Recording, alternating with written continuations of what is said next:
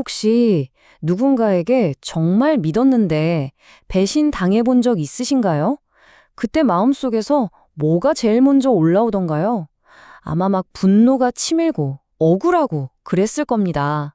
그런데요, 복음은 바로 그 순간 우리의 본능을 뛰어넘는 전혀 다른 차원의 반응을 이야기합니다.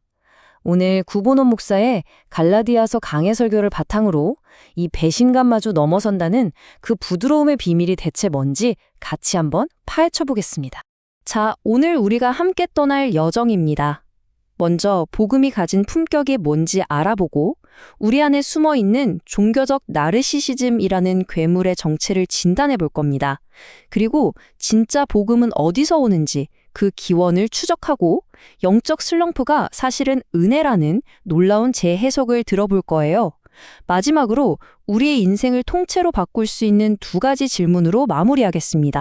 우리 모두 살면서 한 번쯤은 정말 믿었던 사람 때문에 가슴 아팠던 경험이 있을 겁니다. 바로 그 고통스러운 순간에서부터 오늘 이야기를 한번 시작해 보려고 합니다.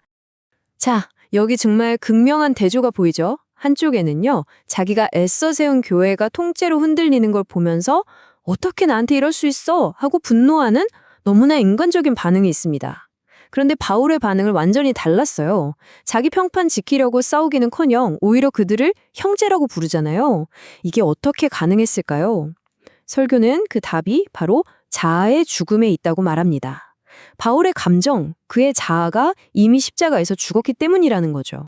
이런 초자연적인 부드러움은요, 사실 우리 내면의 진짜 적과 정면으로 맞설 때만 가능해집니다. 설교는 그 적을 신앙이라는 탈을 쓴 종교적 나르시시즘이라고 부릅니다. 이 설교는 우리 안에 그 괴물의 이름을 아주 정확하게 진단하는데요. 바로 종교적 나르시시즘입니다. 이게 뭐냐면 겉보기에는 하나님을 향한 열심 같아요. 그런데 그 중심에는 교묘하게 나 자신을 숭배하는 마음이 있는 거죠. 결국 예수를 이용해서 나를 높이려는 욕망, 그게 바로 종교적 나르시시즘입니다.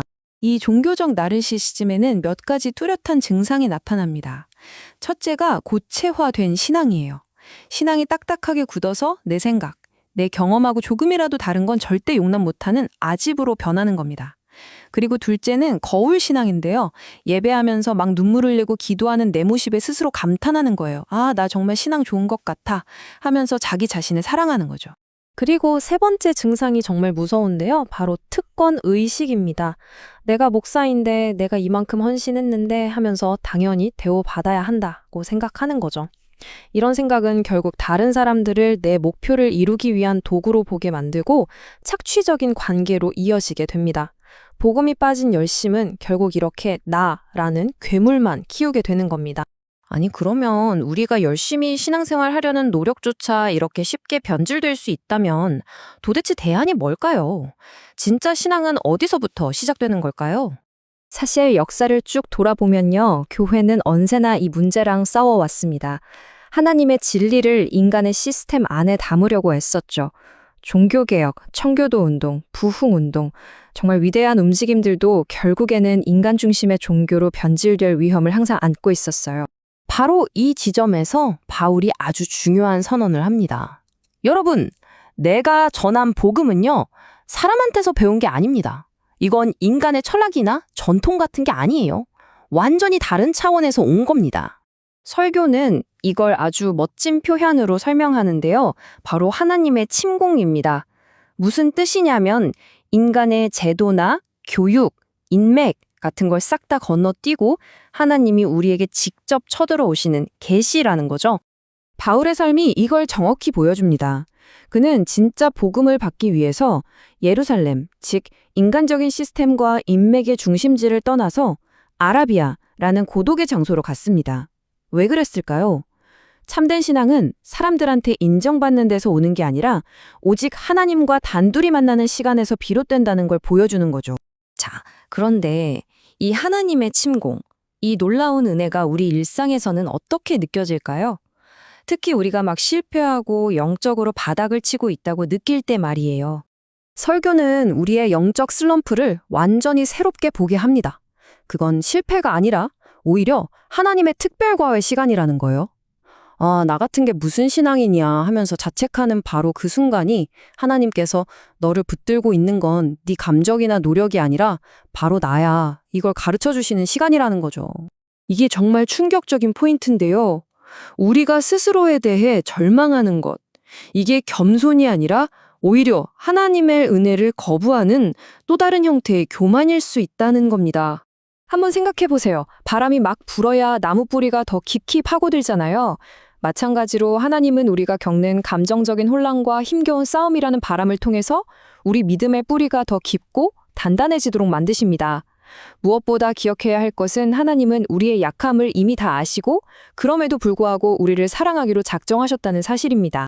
자, 그렇다면 내 안에 나는 죽고 하나님의 은혜로 사는 이 엄청난 여정, 도대체 어떻게 시작할 수 있을까요? 바울의 인생이 바뀐 시작점은 바로 이 두 가지 질문이었습니다. 첫째, 주님 당신은 누구십니까? 그리고 둘째, 주님 제가 무엇을 하리이까? 이 질문들은요, 그냥 궁금해서 묻는 게 아니에요. 내 옛날 내 모든 계획을 다 내려놓고 주도권을 완전히 하나님께 넘겨드리는 항복 선언과도 같은 겁니다. 바로 이겁니다. 신앙은요, 내가 얼마나 괜찮은 사람인지 증명해내는 게임이 아니에요. 오히려 내 안에서 일하시는 하나님의 능력이, 그 복음이 스스로를 증명하도록 나를 그냥 내어드리는 것. 이것이야말로 신앙의 진짜 본질입니다. 그럼 오늘부터 뭘 하면 될까요? 설교는 3가지 구체적인 방법을 제안합니다. 첫 번째는 점검입니다. 최근에 인정 못 받아서 서운했던 적이 있는지, 그 뿌리에 자기애가 있는지 돌아보는 거죠. 두 번째는 내려놓음입니다. 나를 짓누르는 죄책감과 자기정죄를 하나님의 사랑 앞에 그냥 내려놓는 거예요. 마지막으로 3번째는 훈련인데요. 의도 빼기 훈련입니다.